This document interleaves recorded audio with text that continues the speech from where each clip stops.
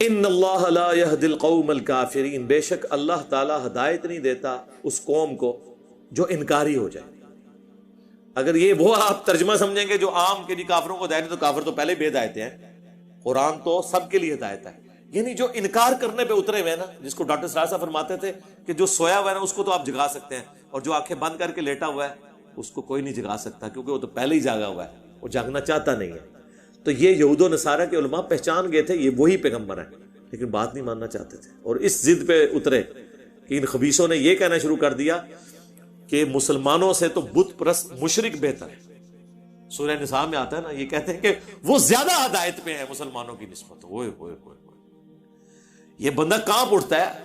اور ویسے یقین نہیں آتا کہ اس لیول پہ کوئی دشمنی میں اتر سکتا ہے کہ 17 مہینے تمہارے قبلے کی طرف منہ کر کے جو شخص نماز پڑھ رہا ہے، جو موسیٰ کو اللہ کا پیغمبر کہہ رہا ہے، جو 10 محرم کا روزہ رکھوا رہا ہے اپنے ساتھیوں کو، موسیٰ علیہ السلام کو فرعون سے نجات ملنے کی خوشی میں، اس کے بارے میں تم یہ کہہ رہے ہو کہ اس سے بہتر مشرکین عرب ہیں جو موسیٰ علیہ السلام کو پیغمبر بھی نہیں مانتے، نہ کسی آسمانی مذہب کے ماننے والے ہیں، ایک ابراہیم سے واقف ہیں، اور وہ بھی پیغمبر کے طور پہ نہیں، اپنے جد امجد کے طور پہ. جیسے ہمارے ایکس پرائم منسٹر یوسف رضا گیلانی صاحب کبھی کبھار کہہ دیتے ہیں میں شیخ عبد القادر جیلانی کی اولاد سے ہوں. اس میں تعلیمات کا کوئی غرض نہیں ہوتی، وہ بتانا چاہتے ہیں میں ان کی اولاد سے ہوں. قریش مکہ بھی حضرت ابراہیم کی اولاد اپنے آپ کو سمجھتے تھے، پیغمبر کے طور پہ انہیں نہیں مانتے تھے.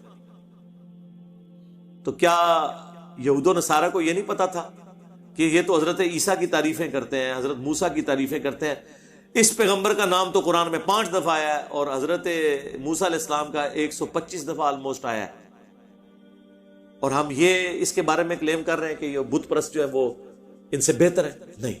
جب انسان ہٹ درمی پہ، دشمنی پر، عداوت کے اوپر اتر آئے تو اس کی ایسی مت ماری جاتی ہے پھر اس سے کوئی چیز نظر نہیں آتی.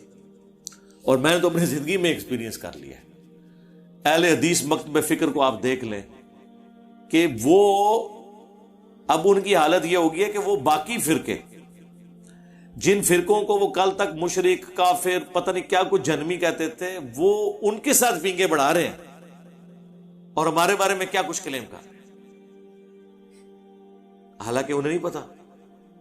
مجھے اس سے پرسنلی کوئی نقصان نہیں ہوتا، مجھے فائدہ ہوتا ہے، کیونکہ اس کی وجہ یہ ہے کہ اہل حدیث کی عوام جو ہے نا وہ تو انہی فرقوں سے تحقیق کر کے آئی ہے اور انہوں نے اپنی تحقیق روکی کوئی نہیں ہے. میں تو بار بار کہہ رہا ہوں 2 فرقے مک گئے، زندہ لاشاں نے جو تو ہم نظر آ رہی ہیں، ان کی روح ختم ہو چکی، ایک اہل حدیث اور دوسرے شیعہ. یہ 2 فرقے ختم. اب جو آپ کو نظر آ رہے ہیں یہ نسلن ہے، جتنا عرصہ ان کی نسل چل جائے نیا کوئی بندہ نہ اہل حدیث ہوگا نہ شیعہ ہوگا، کیونکہ ان کو پتہ چل جائے گا کہ بھی حق کہاں سے ہو رہا ہے. رہ کے دیوبندی اور بریلوی وہ تو اللہ کے فضل سے آپ کو پتہ ہے وہ تو خود اپنے اوپر خود کچھ حملے کرتے رہتے ہیں، ان کی باتیں پبلک کے سامنے آتی رہتی ہیں. میاں ہاں جی، تو یہ خود کچھ حملہ اگر انہوں نے نہ کیا ہوتا تو یہ میاں والی بات تو نہ نکلتی. اب یہ بس یہ جواب دیں کہ یہ کیا کام ڈالا ہے ان کے بزرگوں نے. قل یا اہل الکتاب، اے نبی فرما دو اہل کتاب، لستم علی شیء، تم کسی ہدایت پر نہیں ہو، حتی تقیموا التوراۃ والانجیل، جب تک کہ تم تورات اور انجیل کو قائم نہ کر لو، اس کی تعلیمات پہ عمل نہ کرو تو سیدھے شے ہی کوئی نہیں. یہ وہ ہے، دیکھو شے. اچھا یہ شے جو پنجابی میں لفظ ہے نا یہ عربی سے آیا ہوا ہے، دیکھ لیں. یا اہل الکتاب لستم علی شیء، تسی شے ہی کوئی نہیں، حتی جب تک کہ تقیموا التوراۃ، تورات کو قائم نہ کر لو، والانجیل اور انجیل کو، وما انزل الیکم من ربکم، اور جو نازل ہوا تمہاری طرف تمہارے رب کی طرف سے، یعنی قرآن. یہ نہ سمجھیے گا یہ یہود و نصارہ کے بارے میں ہے، یہ سانو بھی کہا جا رہا ہے تسی شے ہی کوئی نہیں جو تک قرآن تے عمل نہیں کرتے، پاویں جتنی لمبی مرضی داڑھی رکھ لو، جتنی مرضی ٹنا ٹن اتنے پگڑی باندھ لو، شے ہی کوئی نہیں تسی جو تک عمل نہ کرو. قائم کرنے کا مطلب ہے، وہ کہا جاتا ہے نماز پڑھی تو مسجد میں جاتی ہے، قائم مسجد سے نکلنے کے باہر ہوتی ہے.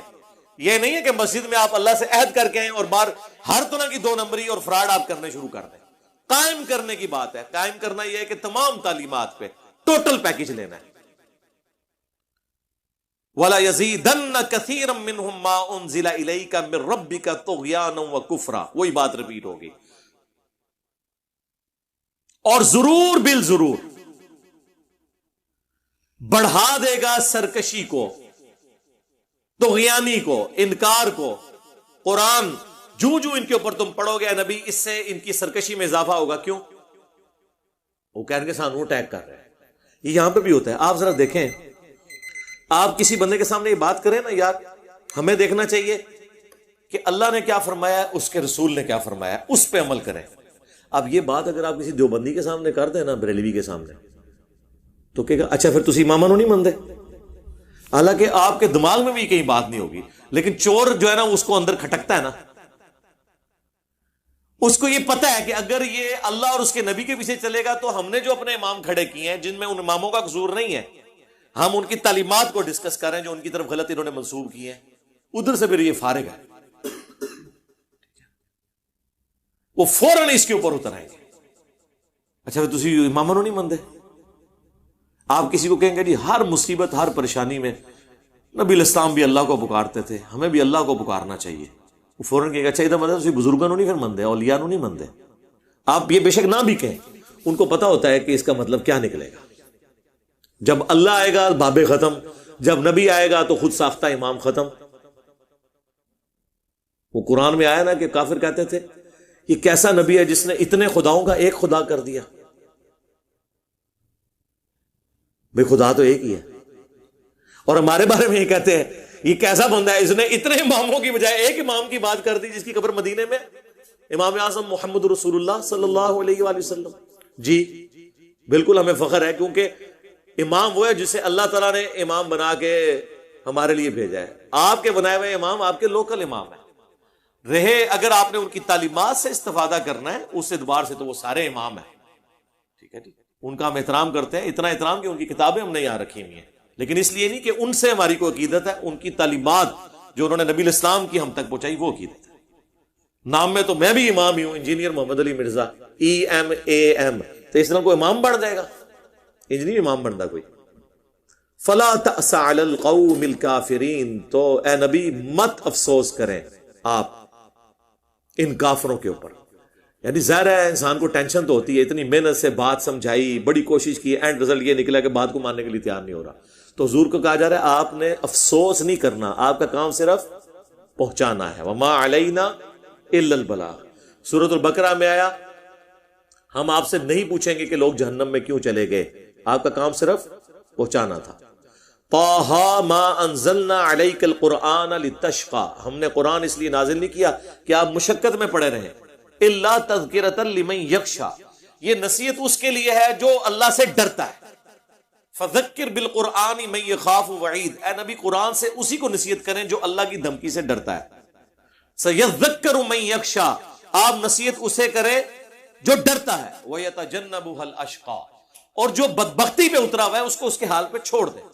چھوڑنے کا مطلب نہیں کہ وہ معافی ہو گئی نا، وَيَتَجَنَّبُهَا الْأَشْقَى الَّذِي يَصْلَى النَّارَ الْكُبْرَى ثُمَّ لَا يَمُوتُ فِيهَا وَلَا يَحْيَا، اسے ہم اس بڑی آگ پہ پیش کریں گے، ادھر اس کا کنسیپٹ پھر کلیئر ہوگا کہ پیغمبروں کے انکار کا نتیجہ کیا ہوتا ہے۔ پھر وہاں یہ نہ زندوں میں ہوگا نہ مردوں میں ہوگا۔ اللہم لا تجعلنا منہم، اللہم اہدنا فی من ہدیت، رضیت باللہ ربا وبالاسلام دینا وبمحمد نبیا، اللہم من احییتہ منا فاحیہ علی الاسلام ومن توفیتہ منا فتوفہ علی الایمان، اللہم حاسبنا حسابا یسیرا، اللہم اجرنا من النار۔